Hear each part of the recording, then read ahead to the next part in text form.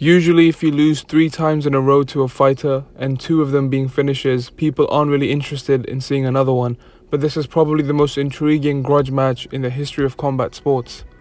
Anyone who follows MMA and or kickboxing knows that Izzy has the tool set required to beat Alex Pereira, but for some reason, despite having 3 goes, he just can't get over the line.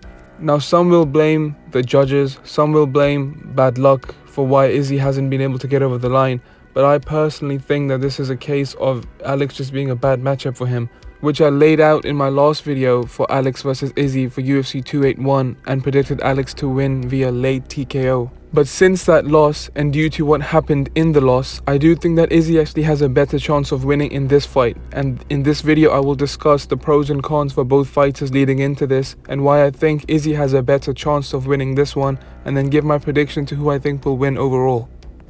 So the first variable I wanted to touch on is the mental side, because you have to remember these two have seen each other many times before. The mental side is more likely to dictate the winner of this one than anything else. There's only been 5 months since the last fight after all. Now recently I heard George Masvidal talk about the fact that after you get viciously KO'd like he did against Kamaru Usman, or like Usman did against Leon Edwards, how sometimes you need a long time to come back, whether it's physical recovery or just the mental side.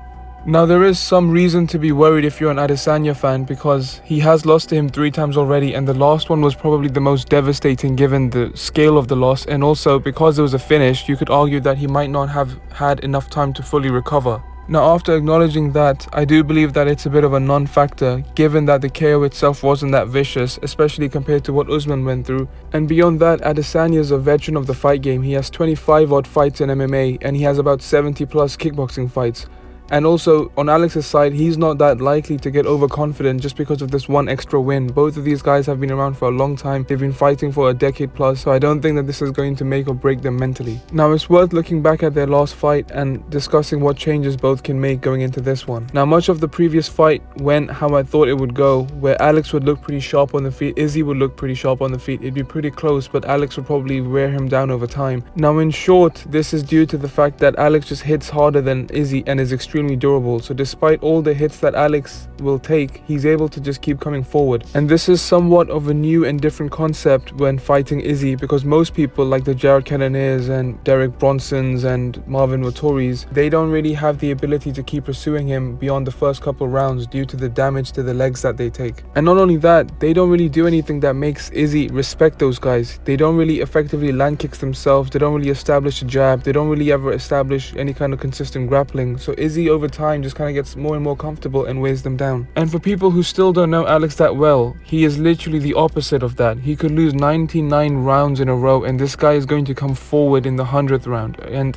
that's kind of what you saw in the last fight, where even in the 4th round he lost the 3rd and the 4th. He's probably down 3-1 on the scorecards, and all you saw in the 5th, even before the finish, was him headhunting Izzy. And I personally think that Alex actually fought the whole fight pretty well. Lots of people talk about that fight like Izzy was dominating it before the finish, but if you watch it back, Alex does a lot of good things on the feet. The reason why he was down 3-1 going into the last round is mainly because of round 3, where he, despite starting the round pretty well, ends up having his kick caught by Izzy and then tries to trip Izzy up after a clinch for some reason, and then that ends up with him himself getting taken down. And due to where Alex is in terms of his grappling, he struggled for the rest of the round to get to his feet. He doesn't really seem to be a poor grappler when it comes to just pure takedown defense, but once he gets taken down, he's going to struggle. So then following that round, he ends up losing the 4th, just trying to get his cardio back up. If you watch that round again, Izzy does a lot of good things, but Alex doesn't really have his legs underneath him, and he's kind of just taking the round off, in my opinion. And this is evident based off of the way he gets off the stool for round 5. All of a sudden he's fresh again. He looked like he had his legs underneath him, and even before the finish he looked great. You could tell in that 5th round, the way Izzy was moving, that he had taken a lot of damage to the body and to the legs throughout the fight, which is very predictable if you know who Alex Pereira is. Which isn't to say that Izzy isn't tough, but when someone the size of Alex lands on you that consistently and checks those many kicks like he does throughout the fight, obviously it's going to slow you down. So how exactly does Adesanya win this fight? He's failed when he's tried to be perfect for the whole fight, like in their first fight and in their 3rd fight. That style just doesn't seem to work against Alex.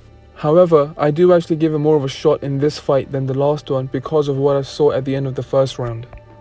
Izzy through his MMA career has mostly been quite risk averse, not because he's not willing to throw or because he's not a warrior or whatever, but because he doesn't really need to take risks to beat the likes of the Marvin Vettoris and Paulo Costas. But just because he hasn't shown his aggressive side much in recent years doesn't mean he doesn't have it. We've already seen it against the likes of Kelvin Gastelum and Robert Whittaker in MMA, and in kickboxing, just his second fight with Alex Pereira, he was very aggressive. Now I think this fight ends up going one of two ways, and I'm gonna go with the latter. The first one is that Izzy comes out and he tries to be perfect once again, which for me at this point would just be a bit pointless. If he comes out trying to point fight and mixes in the grappling, I don't think he's likely to win. But if he's willing to consistently throw caution to the wind and trade with him like he did at the end of the first, where he's more willing to throw hands, and like he did in the second fight, I actually think Izzy has what it takes, especially with 4-ounce gloves, to finish Alex. And in terms of breaking down this fight, from Alex's side, I don't really have much to add, because this guy, he just is what he is. He doesn't change his fight style for anybody. He's going to be there in your face for the full fight. He's not as technical of a striker as Izzy, but he's a very aggressive striker. He's only there to throw the leg kicks that he means to hurt you. He only is going to ever throw headshots that he means to KO you with, and all the jabs to the body and teeps to the body he throws wear you down. And in terms of his grappling, as long as he's trying to be defensive, he should be fine. I think what happened in the last fight was a result of his inexperience, and he got a bit too ahead of himself. And so with all of that said, in terms of my prediction, guys, I'm going to have to once again go with Alex Pereira via TKO/KO. And like I said earlier, if Izzy looks to be perfect, he's unlikely to win that fight. But if he looks to be aggressive, I think he has a way better chance, and I think he's in this one. But with that said, it's a bit of a choose your poison situation, because even if you're a bit too aggressive with Alex, he still has way more power and the better chin out of the two. And as a result, I think once they get into that firefight, he's still likely to win. So even though I think Izzy has a better chance in this one, I still have to go with Alex.